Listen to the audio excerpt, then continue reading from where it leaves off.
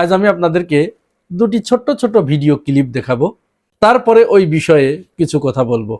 প্রথম কথা হচ্ছে, এই গত 2 দিন আগে এবি পার্টির 6ষ্ঠ প্রতিষ্ঠা বার্ষিকী উপলক্ষে এক আলোচনা সভায় সেখানে উপস্থিত হয়েছিলেন জাতীয় সংসদের হুইপ বিএনপি দলীয় সংসদ সদস্য আশরাফ উদ্দিন নিজাম। তিনি যখন এবি পার্টির ওই প্রতিষ্ঠা বার্ষিকী উপলক্ষে বক্তব্য দিচ্ছিলেন, ঠিক সেই সময় পিছন থেকে একজন শহীদের বাবা, জুলাই শহীদের বাবা, তার প্রতি অত্যন্ত ক্ষোভ প্রকাশ করেন এবং তাকে বক্তব্য দিতে বাধা দিয়ে বলে যে আগে আপনারা জুলাই সনদ বাস্তবায়ন করুন। এই সমস্ত মিষ্টি কথা আমরা এখানে শুনতে আসি নাই। ভিডিওটা আগে একটু দেখুন। আগে জুলাই সনদ বাস্তবায়ন করেন, বাস্তবায়ন করেন।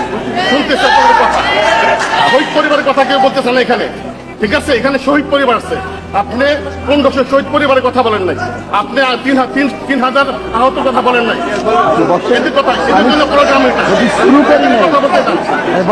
মানে অনেক জ্বালা আছে। আপনাদের এই মিষ্টি মিষ্টি বক্তব্য শুনতে শোনার জন্য আসেনি, কি করবেন এটা বলেন। আপনারা ওয়াদা করছেন।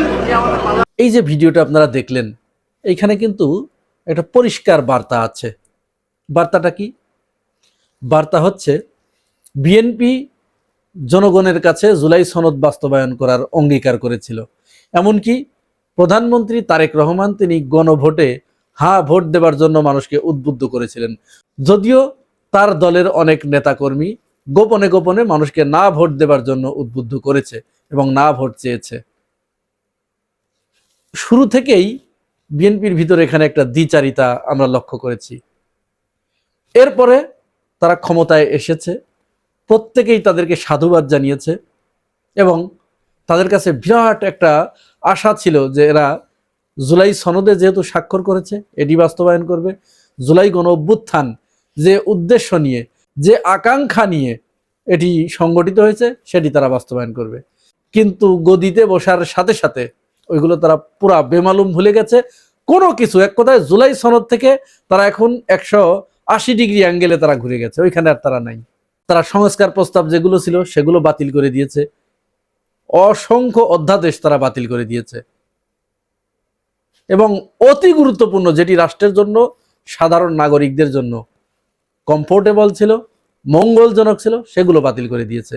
বাতিল করে নিজেদের দলীয় স্বার্থ আদায় হয়, দলীয় স্বার্থ হাসিল করে, দলীয় পারপাস সার্ভ করে, এরকম ওই শেখ হাসিনার আমলের সবগুলো রেখে দিয়েছে। শেখ হাসিনা যা করেছিল তাই। তো এই করতে করতে এই কয়েকদিনের ভিতরেই কিন্তু জনগণের ভিতরে তাদের প্রতি একটা ক্ষোভ প্রকাশ পেয়েছে এবং তিনি যখন আশরাফ উদ্দিন নিজামের উপরে যখন ক্ষোভ ঝাড়ছিলেন তখন কিন্তু আপনারা দেখেছেন তার পিছন থেকে প্রত্যেকেই ওই শহীদের বাবাকে সাপোর্ট করেছে এবং ঠিক ঠিক বলে সবাই করতালি দিয়েছে। করতালি দেয়া বা না দেয়া বড় বিষয় নয়, এখানে অত্যন্ত গুরুত্বপূর্ণ বিষয় যেটা, সেটা সরকার হয়তো উপলব্ধি করতে পারছে কিনা। যদিও এই ঘটনাটাকে সরকার জামাত বলে চালিয়ে দিতে চাচ্ছে যে জামাতের কর্মী সমর্থকরা এই কাজ করেছে। সব জায়গায় এটি করে ভাই আপনারা পার পাবেন না। আওয়ামী লীগও কিন্তু এই কাজ করতো। তারা জনগণের রায়কে, জনগণের মতামতকে তোয়াক্কা না করে তারা ওইটাকে, কোনো ঘটনা ঘটলে ওইটাকে তারা জামাত বিএনপি বলে চালাতো, বিএনপি জামাত শিবির বলে চালাতো। বিএনপি জামাত শিবির কি জনগণের ভিতরের অংশ নয়? এরা কি জনগণের বাইরের অংশ? তাহলে কেন আপনার এটি মনে হচ্ছে যে যারা করছে জামাত শিবির, ওরা জামাত শিবির? শেখ হাসিনা যা মনে করেছিল, যারাই বিরোধিতা করবে তাদেরকেই যদি আপনি এইভাবে জামাত শিবির করে আলাদা করতে থাকেন তাহলে তো আওয়ামী লীগের মতো ঘটনা ঘটবে। আওয়ামী লীগ কি কোনোদিন ঘূর্ণাক্ষরেও কল্পনা করেছে? তারা তো সবসময় জামাত শিবির করেই ওটা উড়িয়ে দেবার চেষ্টা করেছে। আখেরে ফলটা হয়েছে কি? সবই তাহলে জামাত শিবির হয়ে গেছে। এখানে আপনি আপনার বিরুদ্ধে উচ্চারিত প্রতিটি বিরোধিতাকে, আপনার বিরুদ্ধে উচ্চারিত প্রতিটি অসন্তোষকে আপনি যখন জামাত শিবির বলে উড়িয়ে দেবার চেষ্টা করবেন, ওই আওয়ামী লীগের মতো ওইটা একদিন মহিরুহতে পরিণত হবে।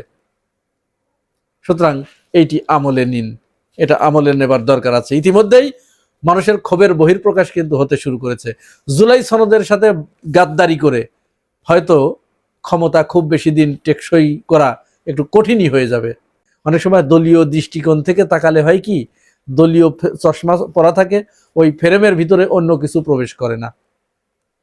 এই জন্য দলীয় দৃষ্টিকোণের বাইরে গিয়ে বিরোধী মতের যারা আছে তাদের কথা শোনার চেষ্টা করুন, তাহলে অ্যাকচুয়াল ফিগারটা পাবেন, অ্যাকচুয়াল ঘটনাটা, ইফেক্টটা আপনাদের চোখের সামনে ধরা পড়বে। যাই হোক, এবার আসুন আমরা দ্বিতীয় আরেকটি ভিডিও দেখি। করতে রাখেন নাই, সমস্যা নেই ভাই, আমি সারা জীবন আপনাদের হয়ে থাকবো। দুইটা হাত বাঁকা জানেন কেন?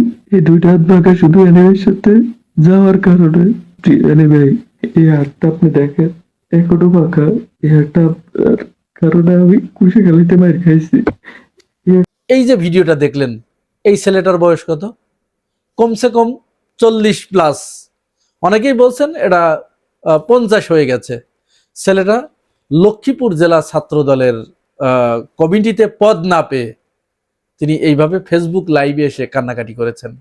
হ্যাঁ, তিনি ছাত্র দলের, সারা দেশে ছাত্র দলের কমিটি গঠিত হয়েছে, জেলা কমিটি। এটি অবশ্য ভালো একটা দিক। ছাত্রদল দীর্ঘ 18 বছর পরে তাদের কমিটি করতে তারা সক্ষম হয়েছে। সারা দেশে জেলা কমিটি দিয়েছে, উপজেলা কমিটি দিয়েছে, ওয়ার্ড কমিটি দিয়েছে, বিভিন্ন জায়গায় ঢাকা মহানগরের ভিতরে দিয়েছে। আমার পরিচিত অনেকেই তারা পদ পেয়ে আলহামদুলিল্লাহ পড়েছে, এটি ভালো, তারা পদ পেয়েছে।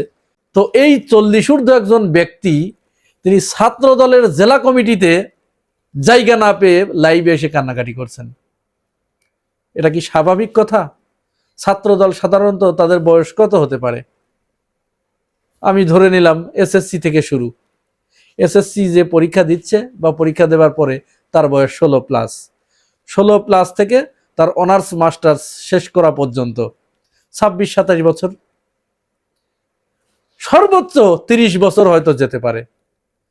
40 বছর, 45 বছরের একজন মানুষ কি করে ছাত্র দলের কমিটিতে পদ না পেয়ে সে কান্না করতে পারে এবং এই আশা করে যে সে ছাত্র দলের কমিটিতে জায়গা পাবে? তার মানে বিষয়টি তো এখানে স্বাভাবিকতা হারিয়েছে। এখানে আর ওই স্বাভাবিকতা নাই, ছাত্র দল আর ছাত্রদের হাতে নাই, চলে গেছে ওটা যুবকদের হাতে বা মাঝবয়সীদের হাতে। এবং শুধু তাই নয়, বাস্তব উদাহরণ দেখুন, বর্তমান ছাত্র দলের যে সভাপতি সেক্রেটারি, সভাপতির সেশন কত? 2005-06, আর সাধারণ সম্পাদকের সেশন 6-7, অর্থাৎ 1 বছরের সিনিয়র জুনিয়র। কত বছর বলুন তো? 20 বছর ধরে একজন মানুষ বিশ্ববিদ্যালয়ে পড়ালেখা করে, 20টা বছর। চিন্তা করতে পেরেছেন? এই ব্যাপারে মজার একটা ঘটনা আছে। ছাত্র দলের সভাপতি রাকিব উদ্দিনকে একবার এক অনুষ্ঠানে তাকে প্রশ্ন করা হয়েছিল যে আপনারা কি নতুন কমিটি দিবেন কিনা। 5 আগস্টের পরপরই এই ঘটনাটা ঘটেছিল। সে বলেছিল যে না, এই মুহূর্তে আমাদের কমিটি দেওয়ার কোনো ইচ্ছা নেই, কারণ দীর্ঘদিন আমরা লড়াই সংগ্রাম করেছি, আমরা আমাদের অনেকেই অনেক সুযোগ সুবিধা থেকে বঞ্চিত হয়েছি, সুতরাং এই মুহূর্তে আমরা কমিটি দিচ্ছি না। তার এই কথার ভিতরে কিন্তু একটা ইঙ্গিত ছিল। কিসের ইঙ্গিত? দীর্ঘদিন তারা সুযোগ সুবিধা বঞ্চিত হয়েছে। কোন সুযোগ সুবিধা? একেবারে ডেফিনেটলি এটা অর্থ কামাইয়ের সুযোগ সুবিধা। এটার প্রমাণ লাগবে না? এটার প্রমাণ নেন, এই ভিডিওটা দেখুন একটু।